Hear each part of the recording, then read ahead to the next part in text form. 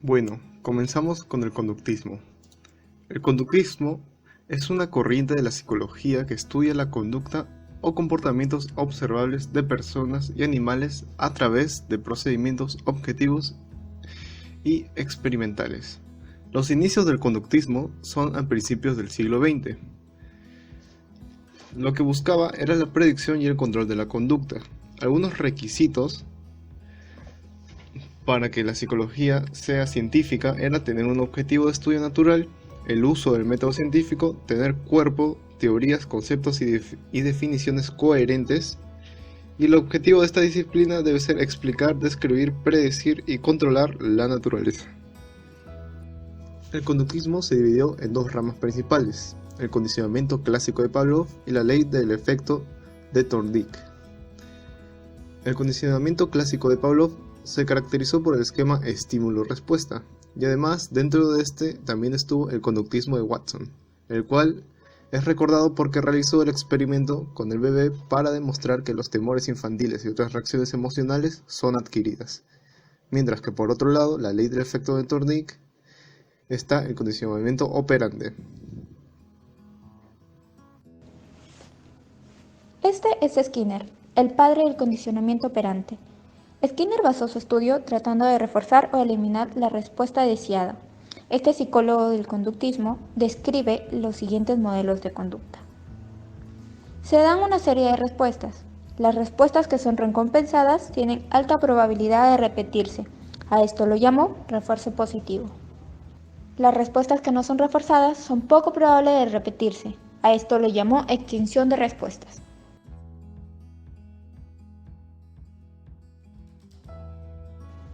Ahora bien, hablemos del experimento de la rata en la jaula, la cual contenía en una de sus paredes un pedal para que la rata, teniendo hambre, empiece a presionar en busca de comida.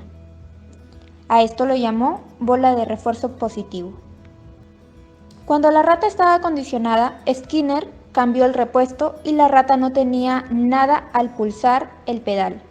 Después de un tiempo, esto llevó a la extensión de la conducta. ¿Cómo aprendemos? Pues el conductismo es la enseñanza y esta se plantea como un programa de refuerzos que modifican la conducta del alumno. Y el alumno responde correctamente si se le proporciona una serie de estímulos positivos. Si no lo hace, se le dan estímulos negativos o no se le proporciona el positivo. Esta secuencia se realiza el número de veces que sea necesario hasta que todas las respuestas se hayan asimilado. El condicionamiento clásico es un mecanismo de aprendizaje que fue descubierto por Iván Pavlov mientras realizaba estudios del aparato digestivo en animales. Es un método mediante el cual se asocia un estímulo condicionado con otro incondicionado, que ayudará a crear una respuesta incondicionada. El condicionamiento clásico tiene como elementos el estímulo neutro, el estímulo condicionado, la respuesta incondicionada, el estímulo condicionado y la respuesta condicionada. Ahora les voy a dar un ejemplo de cómo funciona el condicionamiento clásico. Un ejemplo de esto sería el estímulo incondicionado, que sería la comida, y la respuesta incondicionada, que haría que el perro salive. A esto le añadiremos un estímulo neutro, que sería la campana, que no tendría ninguna respuesta con el perro. Pero si combinamos el estímulo neutro, que es la campana, más el estímulo incondicionado, que es la comida, tendremos una respuesta condicionada. Al repetir este mismo método varias veces, se generará un estímulo condicionado, que será que al tocar la campana hará que el perro salive, lo que sería una respuesta condicionada. Ahora les voy a hablar sobre los 4 principios básicos del condicionamiento clásico, los cuales son la adquisición, la discriminación, la generalización y la extinción. La generalización. El sujeto condicionado a responder ante un estímulo tiende a repetir esa misma respuesta ante estímulos similares. Por ejemplo, el perro al escuchar sonidos similares a la campana empezará a salivar. La discriminación consiste en saber distinguir el estímulo condicionado original de estímulos condicionados de características similares. Por ejemplo, tú al estar en tu casa, tocan la puerta, tú obviamente abres la puerta, pero al tener mucho tiempo viviendo con tus familiares, al tocar la puerta tú sabes quién es la persona que está tocando la puerta solo por el sonido que están haciendo al tocar. A eso se refiere la discriminación, saber distinguir una cosa de otra cosa. Y por último voy a hablar de la extinción, que se refiere a la desaparición de la respuesta condicionada, que esta se generó por la combinación del estímulo condicionado y el estímulo neutro. Volviendo al ejemplo del primer caso, por ejemplo, al tocar varias veces la campana, pero no presentarle la comida al perro, esto ocasionará que cada vez que toquemos la campana, el perro no, como respuesta condicionada, ya no presente salivación. Así que cada vez que toque la campana, ignorará la campana simplemente. A esto se refiere con extinción, que hemos extinguido la respuesta condicionada que habíamos creado, ya no se va a presentar.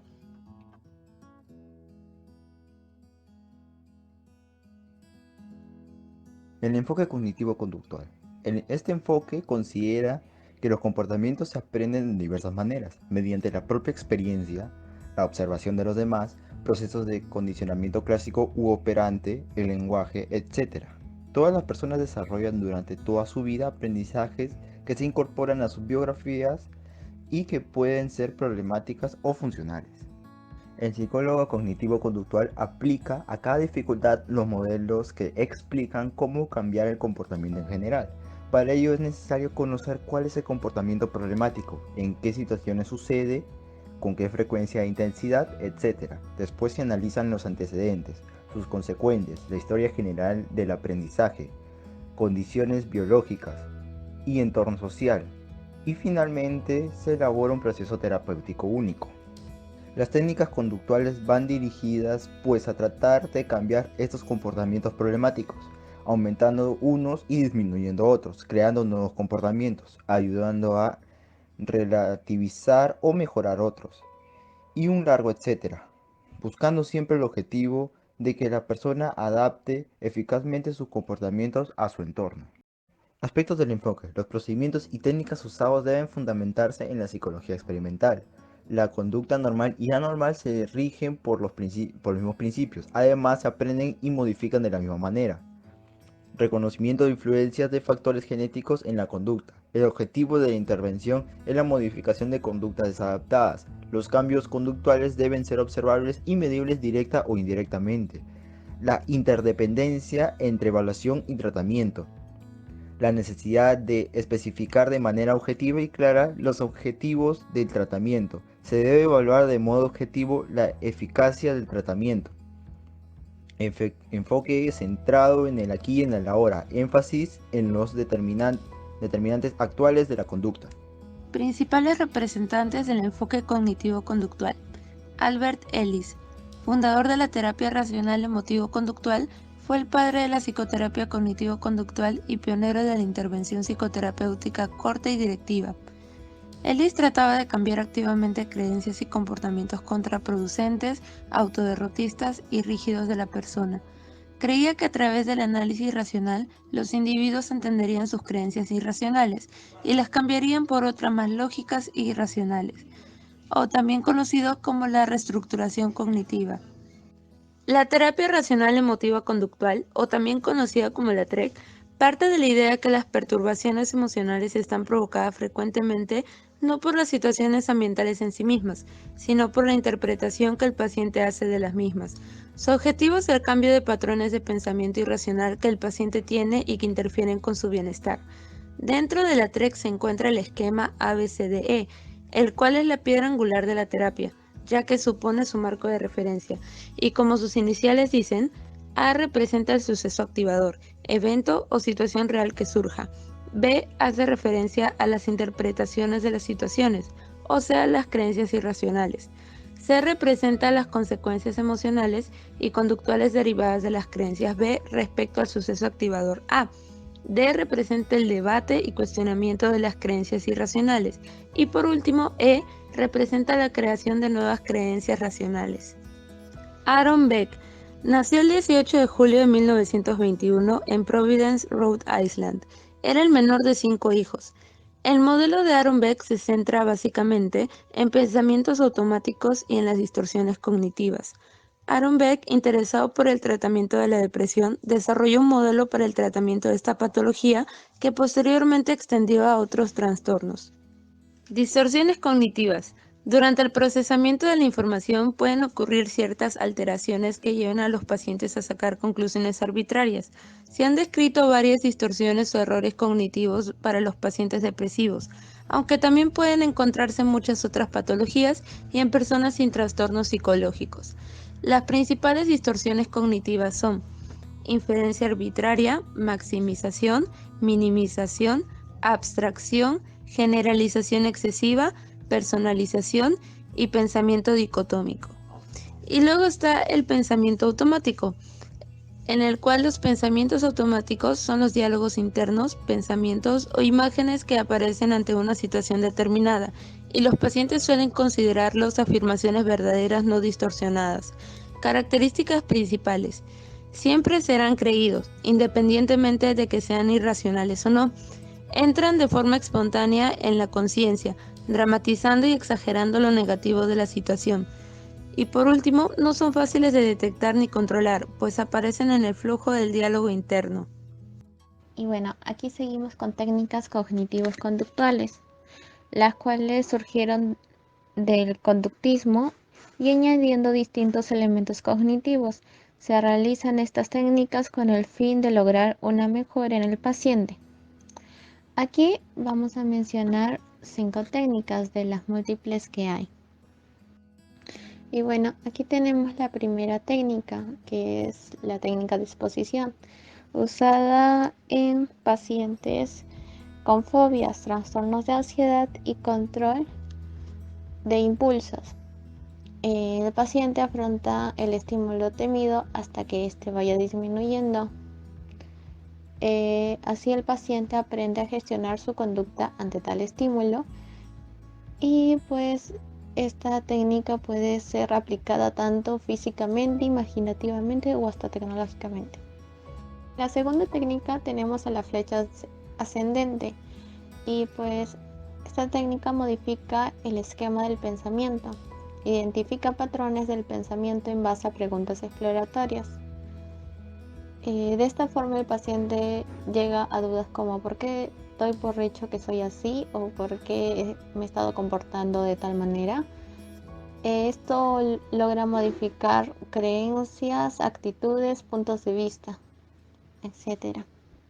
Y bueno, en la tercera técnica tenemos a entrenamiento de autoinstrucciones. Mira o analiza las instrucciones que guían nuestra conducta. Indicando qué y cómo vamos a hacer algo. Con esto se ayuda al individuo a ser capaz de generar autoverbalizaciones internas adecuadas y realistas que permiten llevar a cabo acciones que desean realizarse. En las cuarta técnicas tenemos a las técnicas operantes para la modificación de las conductas. Estas técnicas son moldeamiento, tiempo fuera, saciación, sobrecorrección y encadenamiento. Generan una modificación en la conducta por medio de la estimulación. Con esto permite motivar y contribuir en el aprender de nuevas conductas, como reducirlas o modificarlas. Y finalmente, en la quinta técnica, inoculación de estrés, prepara al paciente para hacer frente a posibles situaciones de estrés. Se ayuda al paciente a conocer cómo le afecta el estrés y cómo hacerle frente. Con esto se logra también que la persona se acostumbre a afrontar el estrés racionalmente.